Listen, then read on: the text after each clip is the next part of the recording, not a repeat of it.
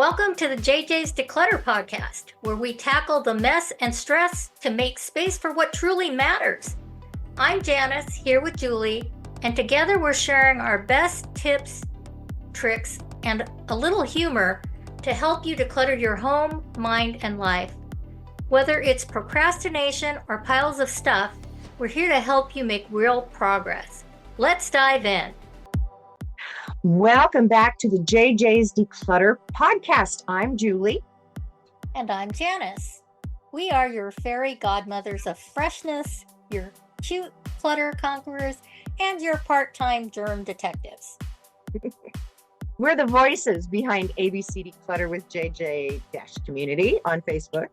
We're your tag team over at abcdeclutter.com, and we are your punny posters on YouTube at ABC Declutter with JJ, where tidying meets truth, and we don't mope around.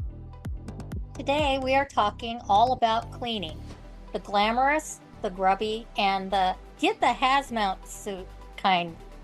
And if you're thinking that cleaning is just one category, ugh, but nope, there are 5 types of cleaning, and knowing the difference can save you time, sanity, and possibly your social life.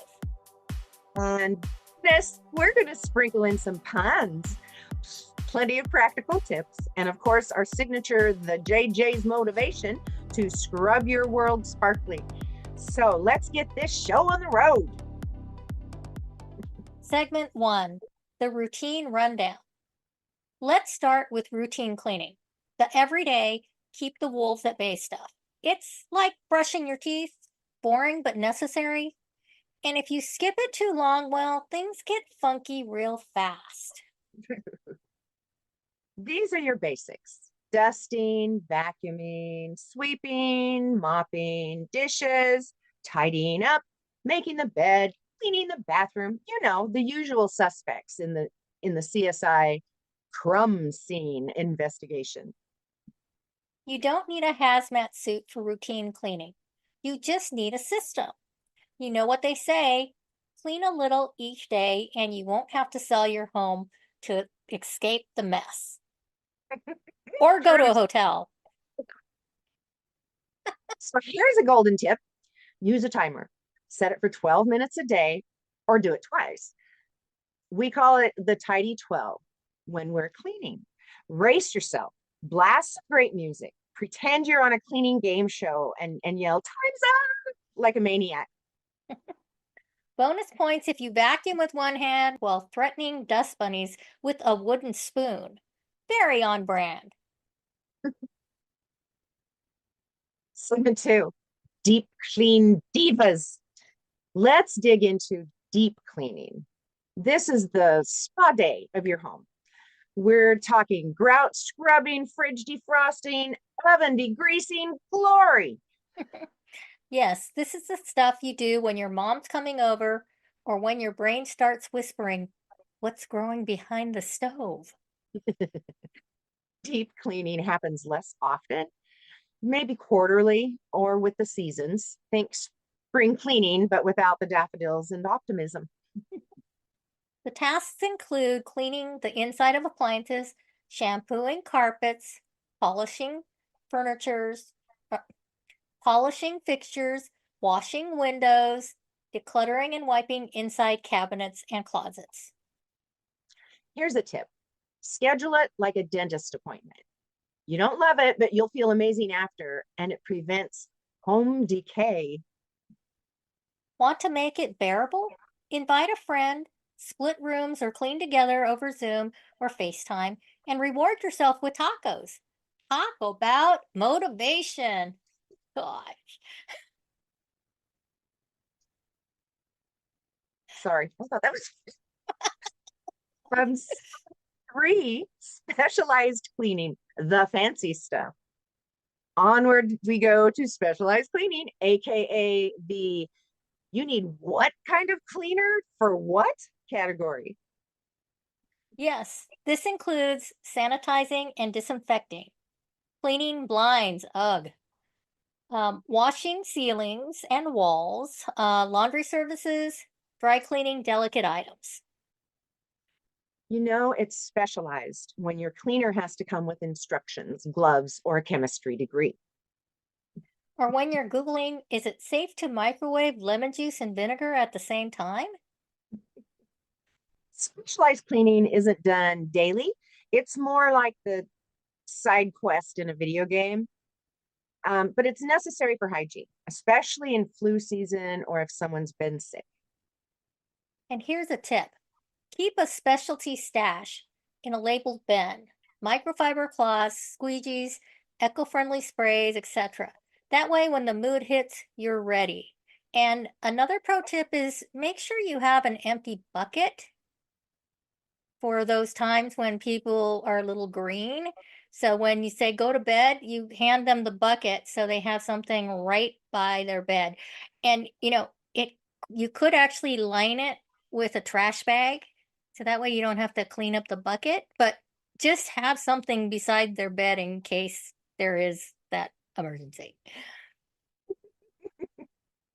Talking from experience, it's hard to get chunks out. Okay, side note, I always wanted to have a garbage disposal in my laundry room sink because of all the times there were chunks from my kids throwing up, and you're trying to get it off and it's going into the sink, and then you've got the stuff at the bottom of your sink that's not going to go down the drain. So I think that in the laundry room you should have a garbage disposal, but that's just me. I don't think my kids knew how to chew. So, Julie, so now I'm going to talk about segment 4, if we can stop laughing. Green cleaning, being kind to Mother Earth and your sniffer. Let's go green, baby. Not money green, though saving money is part of it. We're talking green cleaning. That's We're right. green kids.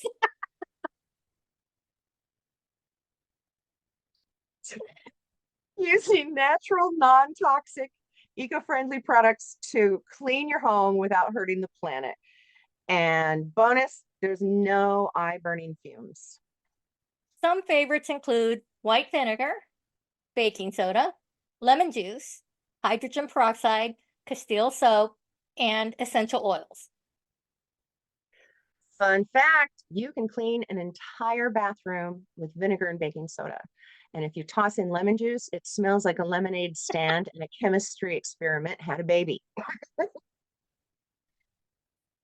And you don't need a fancy label. Green cleaning often costs less and keeps you from turning your cleaning routine into a science hazard. The bonus is especially fabulous. If you have pets or little ones crawling around, this is truly a game changer. Segment 5, emergency cleaning. Sound the alarm. Last but not least, emergency cleaning, which I guess, jumped the gun on last segment. Also, but this is known as company's coming in 10 minutes and the living room looks like a yard sale exploded. This is panic cleaning at its finest. You've got to move fast, breathe shallowly, and hide things like you're an over-caffeinated squirrel. The JJs emergency plan. Close doors to forbidden zones. Clear the visible surfaces. Those are your tables, your countertops, your floors. Stash clutter into baskets, bins, even a laundry hamper or the oven. Hide it like secrets. Yes, this is creating doom boxes. Didn't organize, only moved. But you're going to put a reminder in your phone now to pull them out and deal with them when your guests leave. You're going to wipe down bathrooms, the guest one, not your chaos closet, and spray something citrusy. If it smells clean, it feels clean. That's just science. And if you get caught shoving stuff into a closet, just say, I'm in the necessary middle of a declutter challenge. Just own it. And this is coming from a master stash and dash last minute cleaner. The best way to do this is to set your timer for 12-minute increments. So if you have, say, you have an hour, that means you're going to be able to hit 5 different places during that hour. So you're going to attack the areas that you see first. So you're going to do the kitchen, you're going to do the bathroom. So do the kitchen for 12 minutes and then switch to the bathroom and do the bathroom for 12 minutes. Hopefully you can get the bathroom done so you don't have to go back to the bathroom, but then you can go to the entryway for 12 minutes and then you can take a break for 12 minutes and then go back to the kitchen and keep doing that until you're done. Right. So there is a plan when you have to do the stash and dash.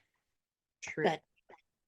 So the golden rule of cleaning is clean from top to bottom because it's it's gravity is real. Dust falls, you don't mop, and then knock dust down from your ceiling fan.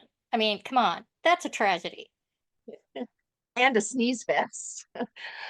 Always start high. Shelves, light fixtures, tops of cabinets, then work your way down to counters, baseboards, and finally the floors. This method saves you time and prevents double duty because doing things twice, that's not tidy, that's torture. The 80-20 rule. Efficiency for the win. Okay, lovelies, let's get a little nerdy, shall we? It's time for the Pareto principle. Did I pronounce Pareto principle? There we go. Also known as the 80-20 rule. So basically, this is 80% of your home's clean look comes from 20% of your effort, which means you don't have to clean everything to make it feel fresh. You know, I learned this working in a grocery store. If we didn't have time to straighten the entire aisle, just do the first 10 feet, 8 to 10 feet.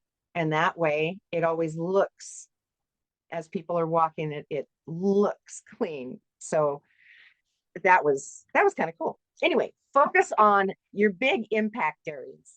The entryway, as Janis had mentioned, the kitchen counters, the bathroom surfaces, floors in the main rooms, visible clutter. And if you have a hard time figuring out what your visible clutter is, take a picture, turn it to black and white, and you'll see. They'll pop right out at you. So if you tackle these very visible, high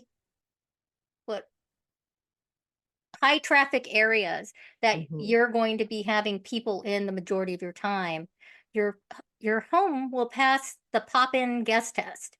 It's housekeeping math, but make it magical. So let's recap our JJ's cleaning code. Number 1, know your cleaning type. Are you just doing routine cleaning today, deep cleaning, specialized cleaning, green cleaning, or emergency cleaning? And honestly, with the green cleaning, you use that with all the other 4 categories. Number 2, you want to clean top to bottom because gravity never takes a holiday. And if it does, we're all done for. So there you go. You don't have to use the 80-20 rule. Don't waste energy on what doesn't matter. Number 4, keep it fun. Dance with your mop, name your vacuum, sing really loud. Number 5, celebrate progress, not perfection. A little clean goes a long way. And keep in mind, you're not trying to win a white glove inspection. You're trying to make your home feel livable and lovable. And if today's episode helped scrub your soul or inspired you to dust off that neglected duster, share this podcast. Let me try that again.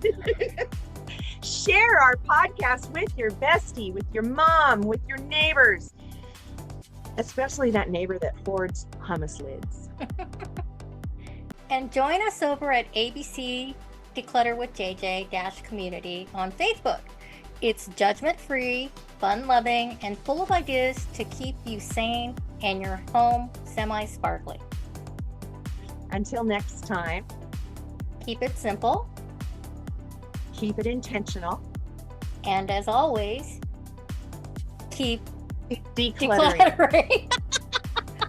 You have to just keep talking, Janis. You have to say, don't pause. Just say keep decluttering all together. You're the one who doesn't say anything. Waiting for you to say something. You don't say anything. And keep hydrating. All the way to the end of our podcast today. I'm really thirsty today, so keep hydrating. Thanks for joining us on the JJs Declutter Podcast. If you're ready to keep simplifying, follow us for more tips and join our Facebook community to share your wins and challenges. Subscribe here because it's always more fun to declutter with friends. And thanks in advance for leaving us a review.